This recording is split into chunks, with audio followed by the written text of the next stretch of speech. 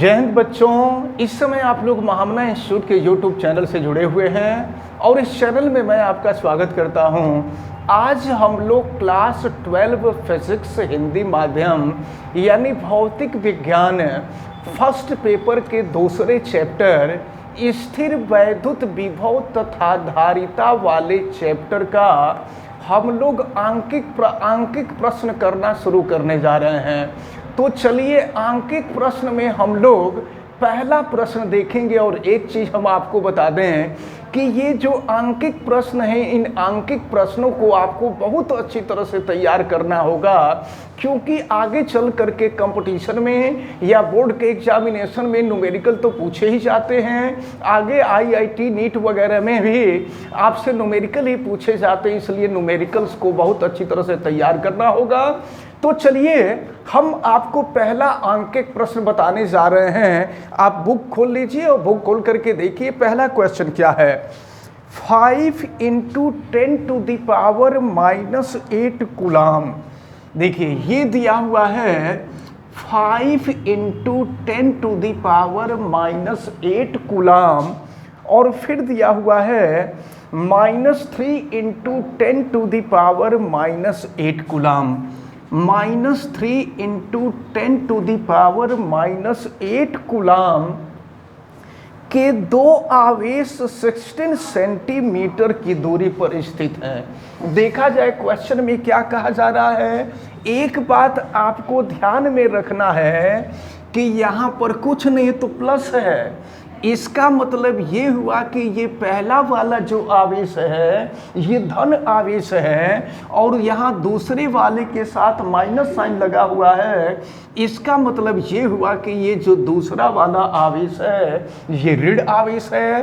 तो चले देखें, दिया हुआ है कि दो आवेश एक दूसरे से 16 सेंटीमीटर की दूरी पर हैं। देखिए एक आवेश हम मान लेते हैं, पहला आवेश ये है और दूसरे आवेश को हम मान लेते हैं दूसरा आवेश ये है, और इनके बीच की जो दूरी है, इनके बीच की दूरी आपको दी गई है 16 सेंटीमीटर। यहाँ से यहाँ के बीच की दूरी 16 सेंटीमीटर दी हुई है। और देखिए पहला आवेश और दूसरा आवेश दोनों को देखें तो पहला आवेश 5 × 10⁻⁻8 कूलाम का आवेश है और ये जो दूसरा आवेश है -3 × 10⁻⁻8 कूलाम का आवेश है।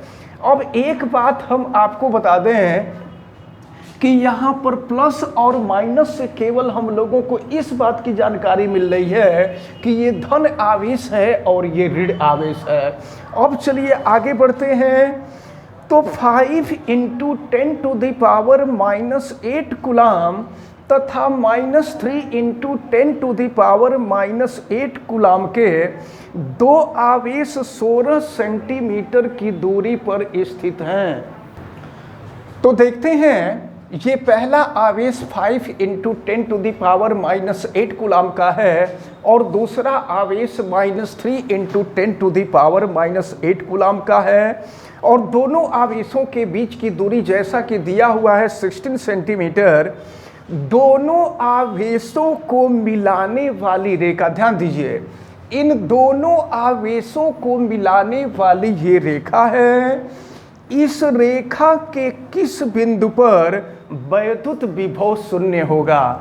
हम मान लेते हैं यह बिंदु A है और यह दूसरा बिंदु B है।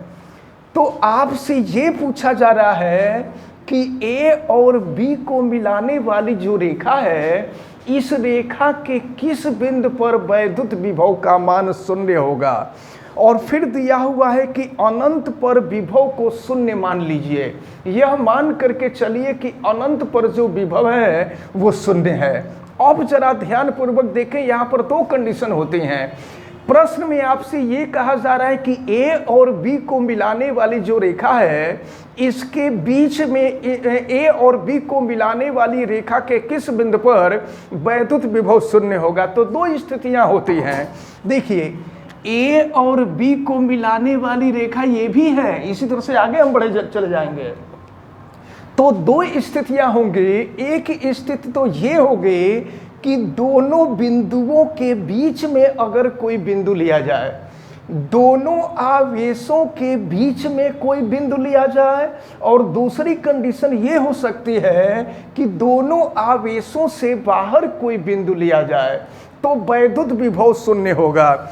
तो चलें, सबसे पहली स्थिति हम मान करके चल रहे हैं कि दोनों आवेशों के बीच में स्थित कोई बिंदु है जहां पर वैद्युत विभव शून्य है।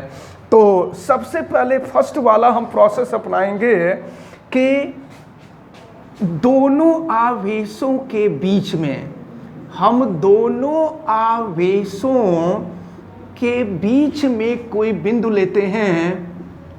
दोनों आवेशों के बीच में देखें क्या है, तो दोनों आवेशों के बीच की दूरी 16 सेंटीमीटर है। हम मान लेते हैं कि पहले आवेश से यानी बिंदु ए से x सेंटीमीटर की दूरी पर, x सेंटीमीटर की दूरी पर स्थित कोई बिंदु ओ है जहां वैद्युत विभव शून्य है।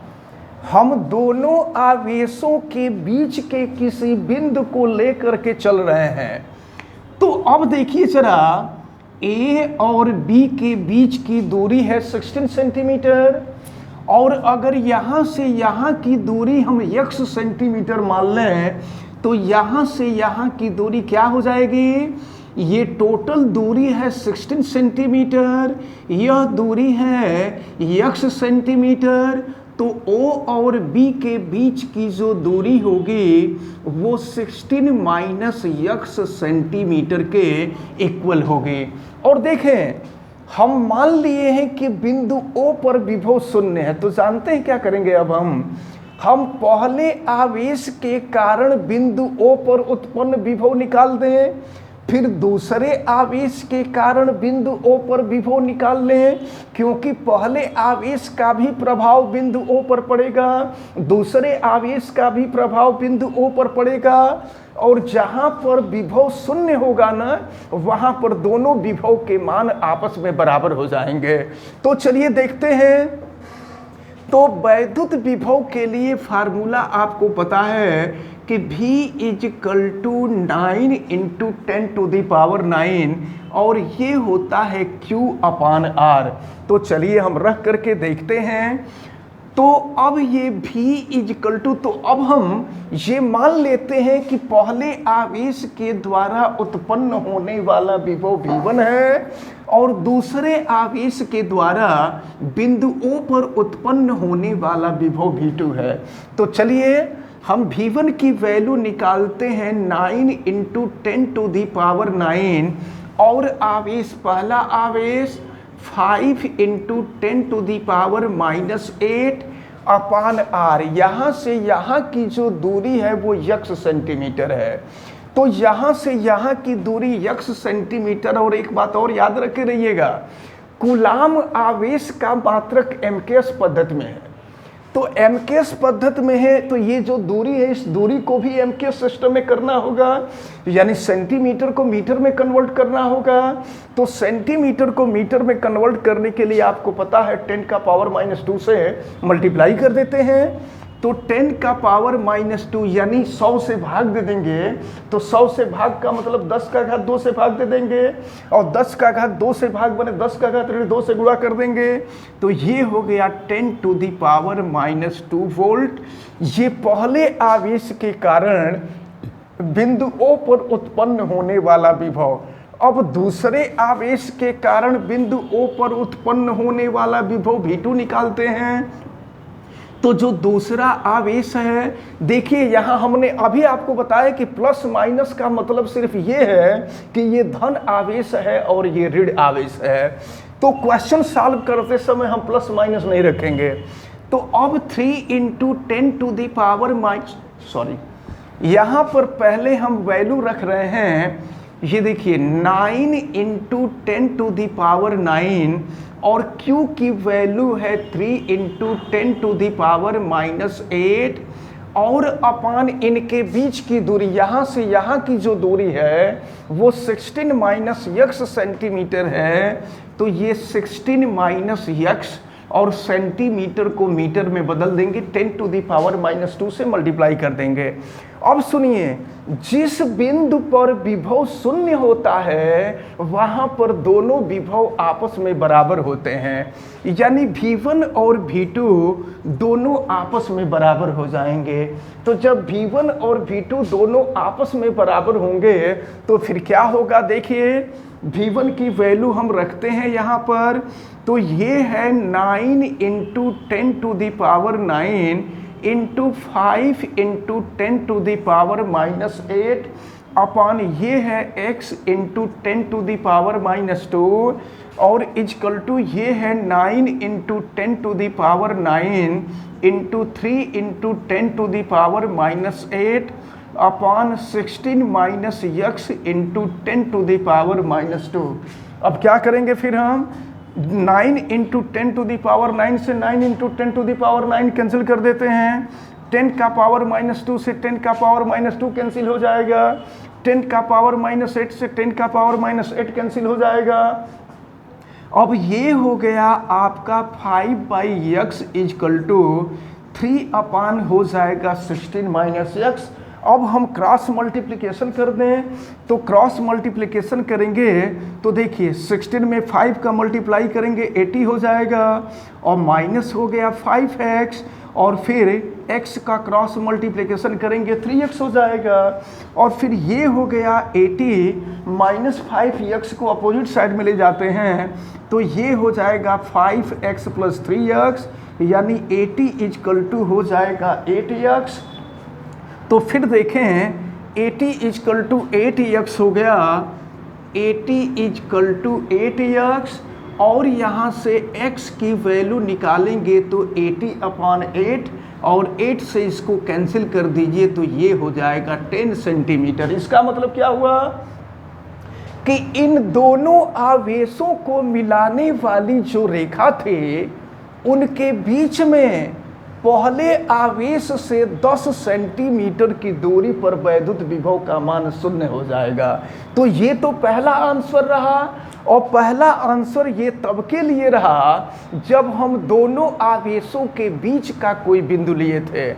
अब अगर हम दोनों आवेशों के बाहर का कोई बिंदु ले लें, मतलब अब स्थिति ये होगी जैसे मान लीजिए पहला आवेश ये है और दूसरा आवेश ये है, ये बिंदु A है, ये बिंदु B है और पहला आवेश 5 इंटू 10⁻⁻8 कूलम और दूसरा है -3 इंटू 10⁻⁻8 कूलम और इन दोनों आवेशों को मिलाने वाली रेखा के बाहर पहली बार में पहली स्थिति में आपने देखा था कि दोनों आवेशों को मिलाने वाली रेखा के बीच में हम लोग निकाले थे और दूसरी स्थिति में हम निकाल रहे हैं दोनों आवेशों को मिलाने वाली रेखा में इन दोनों आवेशों से बाहर।